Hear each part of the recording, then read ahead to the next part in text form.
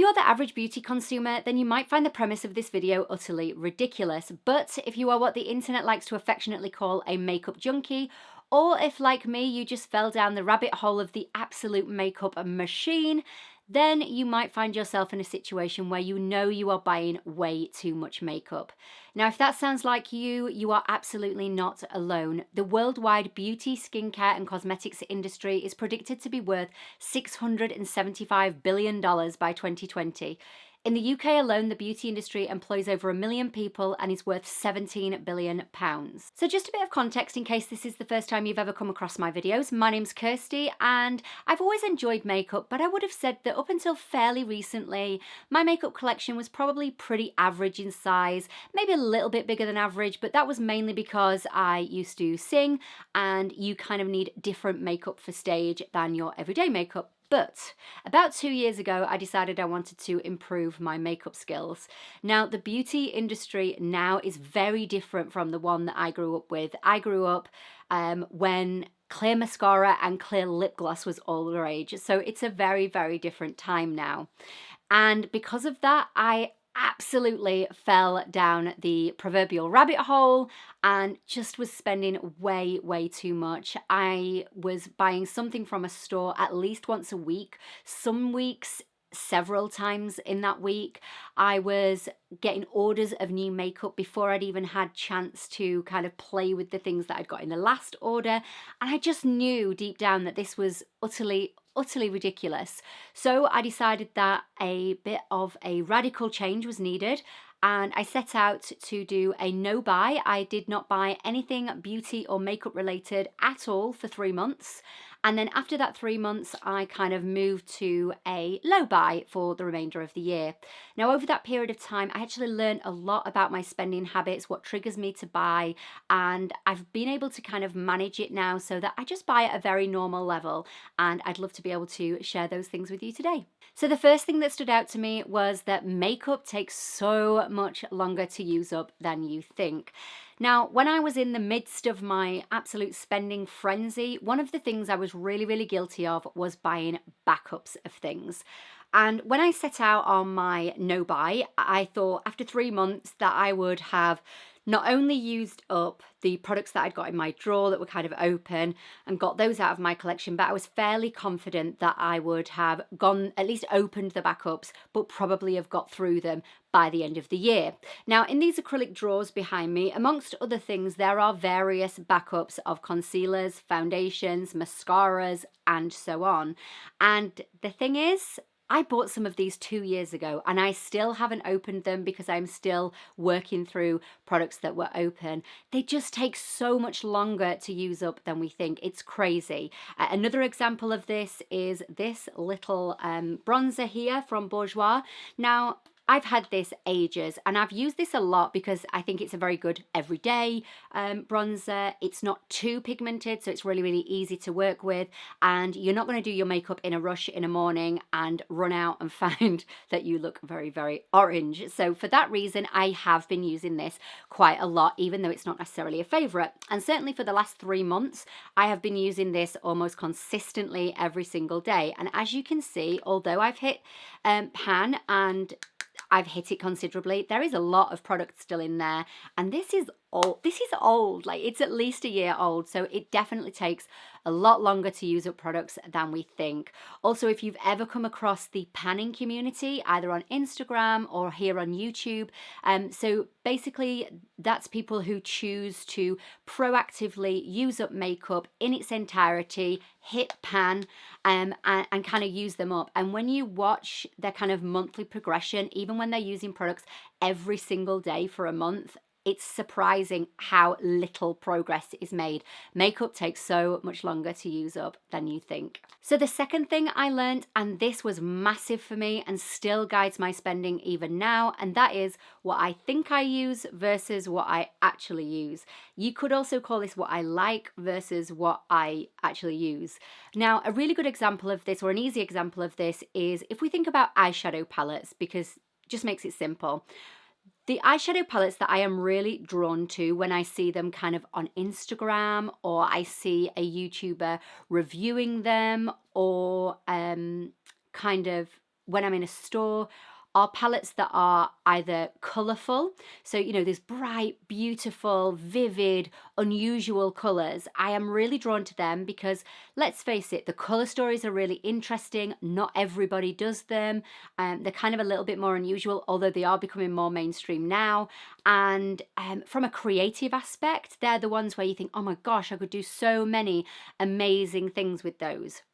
But the reality is, I don't use them. What I actually wear is, most of the time, is neutrals. And I know that there'll be so many of you like, oh my God, another blogger that likes neutrals, or another YouTuber that likes neutrals. But that is the reality of what I use. I do enjoy colourful palettes. I have a few, and I would definitely wear colour kind of on holiday or maybe on a night out if the outfit kind of called for it. But day to day, I just wear my neutrals. I do like, sometimes I enjoy a more natural look, and I work in a very corporate industry. I can't wear kind of vibrant colours day to day. I would get in a lot of trouble if I did. So I just don't tend to reach for them. So it makes no sense for me to own more than what I already do. So I tend to now just sit back and go, do you know what? Am I going to use this? I'm probably not, or I've probably got something similar already, which we will come to later, and I just kind of leave it and know that somebody else will love it and get much more use out of it than me. The other thing I really love is shimmers. I mean, who doesn't love a beautiful, buttery, gorgeous shimmer eyeshadow? And you swatch it in the store and you're like, oh my gosh, it's so pretty. But the reality is I don't really wear them all that much. I've got shimmers on today. I do really enjoy kind of a shimmer on the eye, but the reason I don't tend to wear them is my eye shape. So my eyes are kind of deep set, and like this eye, if I'm looking straight at you, it's pretty much hooded completely, although I do have quite a lot of lid space. But what I tend to find, no matter what eyeshadow primer I use, that I get transfer. So what I mean is I will get transfer off the main of the lid up onto the upper lid. Now, it's not the end of the world. I'm wearing it today. I know that it's already transferred. It doesn't really matter because most of the time I'm not sitting with my eyes closed. So you're just kind of seeing the flash of the shimmer and it doesn't really matter.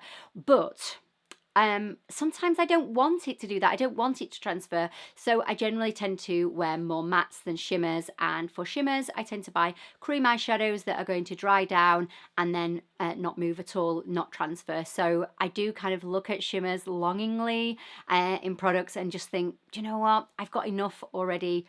I'm not going to buy this because it doesn't actually work in the best way for me. Now, the third thing I learnt or started to recognize about my spending habits was when I was most tempted to buy. Now, there's a couple of kind of guises of this, but I'll start with when I was having a bit of a rubbish day. Now, it might be that I was having a stressful week at work. Maybe, I don't know, the neighbors had been irritating me. That one happens a lot at the moment. Or, I don't know, maybe you'd fallen out with somebody over something. Just daft things like that. And it kind of just makes you feel a little bit down. I also noticed in particular when I was having a bit of a down day on myself. So those days when you look in the mirror and you're like, oh my God, is that what I really look like? I look terrible today.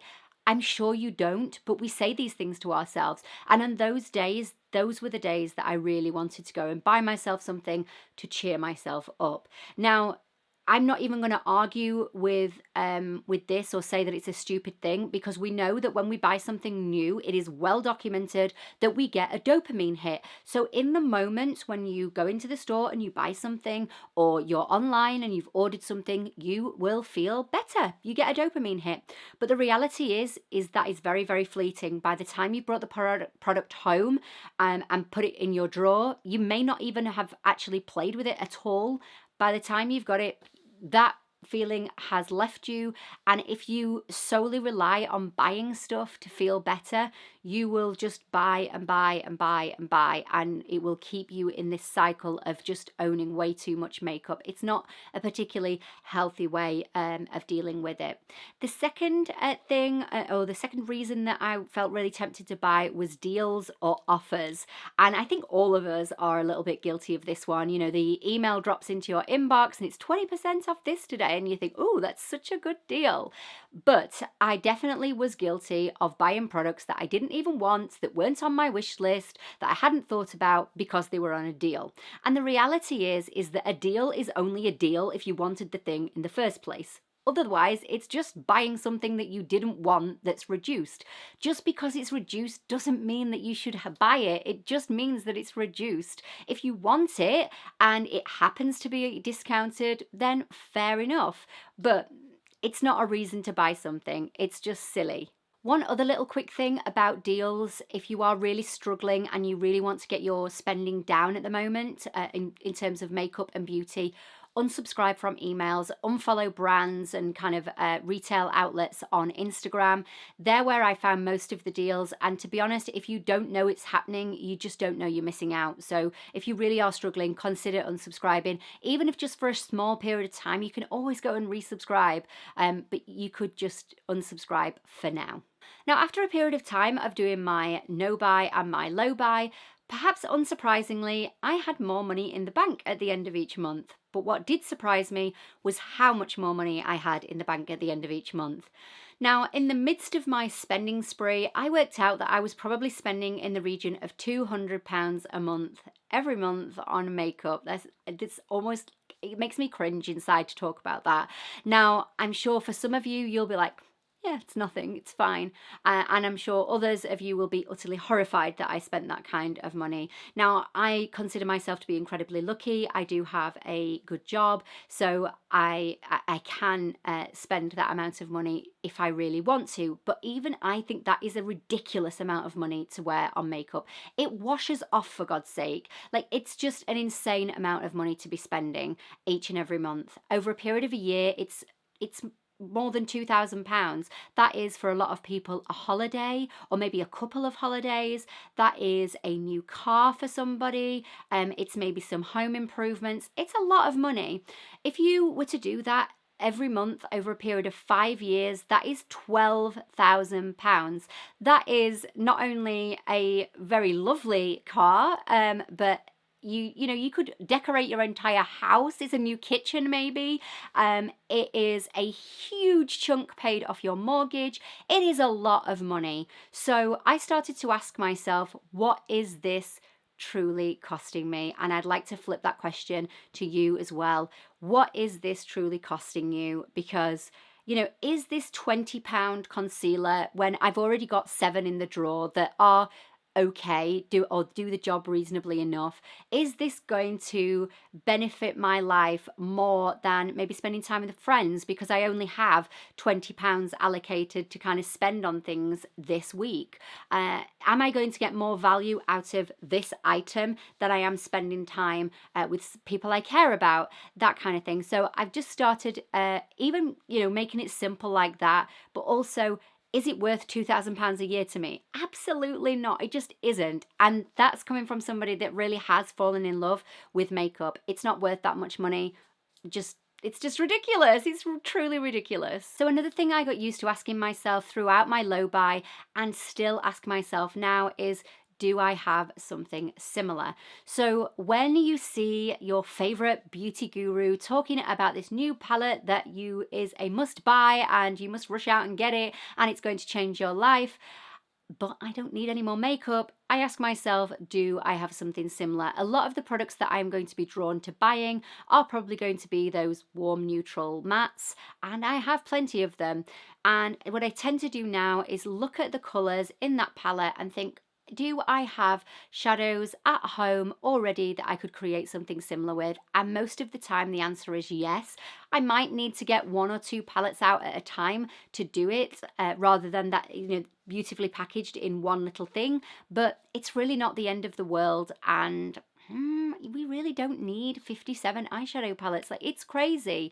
Another thing I learned is that there is absolutely beauty in having less. Now, don't worry, I'm not going to tell you that you should have a minimalist makeup collection unless you want to.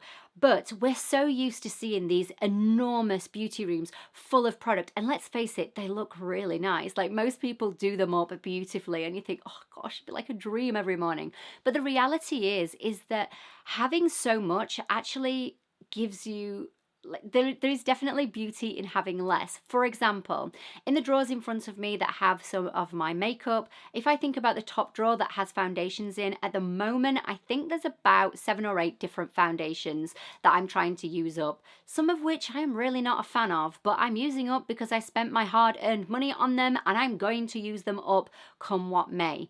But if I was really forced to, there's probably only 2 that I would repurchase. And if someone was really pushing me, 1 that works for me day in, day out, that I would buy over and over again.